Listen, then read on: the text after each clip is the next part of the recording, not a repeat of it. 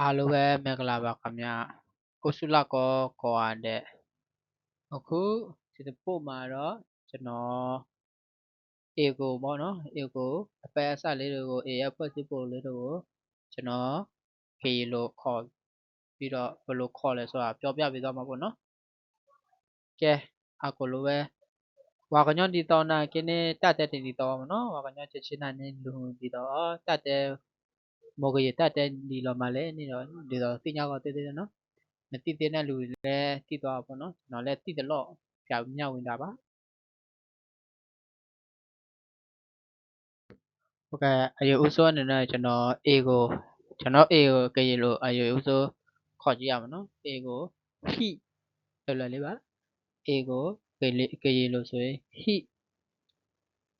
6ဝပေါ့နော် A 6ထဲမှာဆိုရင်ရောကျွန်တော်တို့က he girl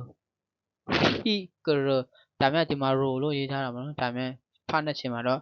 he girl 6ဝကို A ဝ6ဝပေါ့နော်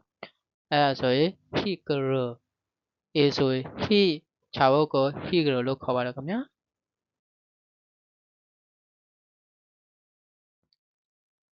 ကျွန်တော်တို့ကတော့ A ရဲ့ခေါ်မိုးကိုကြတော့ A အမိုးကိုကြပါတော့ခေါ်မိုးကိုကြတော့ကျွန်တော်တို့ he ခေါ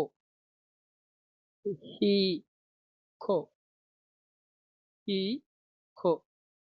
ခေါ်မိုး he ခေါ်လို့ခေါ်ပါတယ် A အောက်ပါနော် A အပေါ်ကြည့်ပြီးတော့ A အောက် A အောက်မှာ he ဖာလာ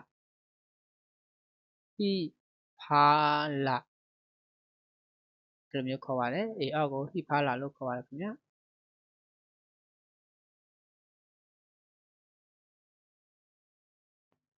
ပြီးတော့နေရာပေါ့နော်နေရာကိုဝေါ်ကိုအဲ့တော့ကြည့်လို့ဆိုရင်ဓာတုကဘာ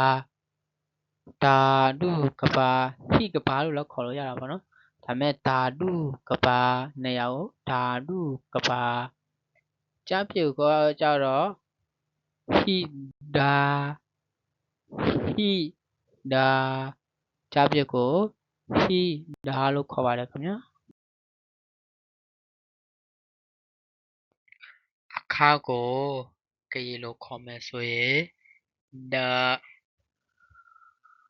ဒါရေးထားတာတော့ပေါ့နော်တကယ်အသာထွက်မယ်ဆိုရင်အခါကိုဆိုရင်ဥမာအခါထဲမှာလဲတော့ဘူးဒါလို့ခေါ်ပါတယ်ဥမာတကားပေါ့နော်တကားပေါ့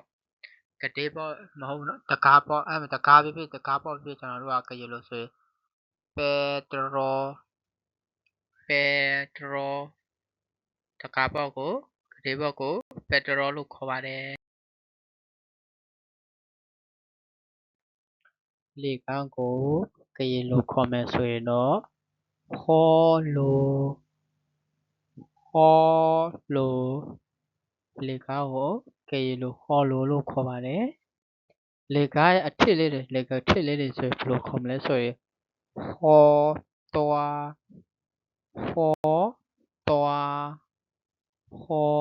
ားလို့ခေါ်ပါတယ်ခင်ဗျာ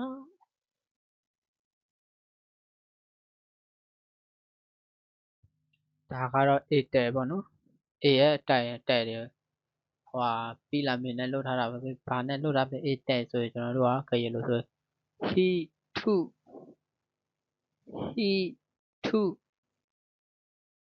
he to ဘကောရလဲ he to A တဲကိုကြည့်လို့ he to လို့ခေါ်ပါတယ်ခင်ဗျာဒါကတော့ခြာစီရိုးပေါ့နော်ခြာစီရိုးဟိုကျွန်တော်တို့ပဲကြည့်လို့ခေါ်ရဆိုရင်တာကရဒီမှာရိုးပေါ့နော်ရိုးလို့ရေးထားမှာအဲ့ရောက်ကွာတာရတာနဲ့ထွက်ရမှာပေါ့နော်တာကရချက်စီရိုးကိုကြည့်လို့ဆိုရင်တာ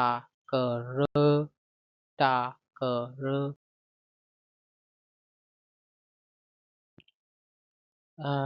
ကတိပါပေါ့နော်ကတိပါဝီတိုကိုကျွန်တော်တို့ကြည့်လို့ဆိုရင်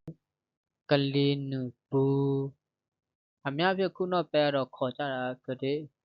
တိပေါ့ပဲခေါ်ကြတာများတယ်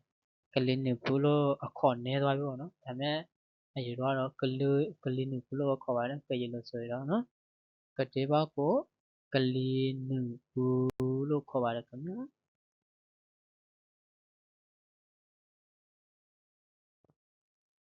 တာကြီးပေါ့နော်အပြားကြီးနဲ့ရက်ထားတဲ့တားရဲ့နှစ်ဖက်ရက်ထားတဲ့တားကြီးတယ်ဆိုရင်ကျွန်တော်ကရင်လို့ဆိုရင်တာတော်လို့ခေါ်ပါတယ်အမှကြားခေဖို့အတွက်ရက်ထားတဲ့အသေးလေးတွေပေါ့နော်အသေးလေးကြားခံတားပေါ့နော်ကြားခံတားတွေဆိုကလူးတမျိုးပဲနော်ကရင်လို့ဆိုရင်ကလူးလို့ခေါ်ရတယ်ခင်ဗျာ